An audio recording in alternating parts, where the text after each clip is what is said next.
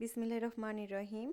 আজকে কি খাবো দেখো, দুপুরে ধোয়া ওঠা গরম ভাত, সঙ্গে একদম বট ভাজি, সেটা হচ্ছে ভুড়ি অথবা বট, একটু আলু দিয়ে রান্না, খুব সুন্দর একটা। আর এই বট কার পছন্দ অবশ্যই জানাবা। আর আমার তো এটা শীতকালে খুবই মজার লাগে।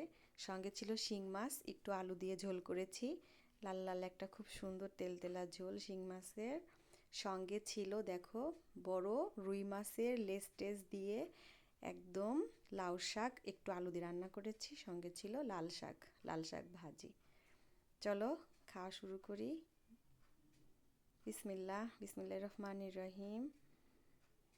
একদম গরম ধোয়া ওঠা ভাতের সঙ্গে এই বট ভাজি বা বট রান্না, যে যেটাই বলো, সেটা খুবই মজার।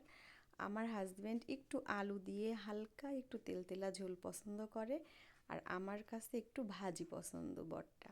আমি এটা রান্নাও করি, একটু আলু দিয়ে রান্না আবার একটু ভাজিও করি। আল্লাহ হাফেজ।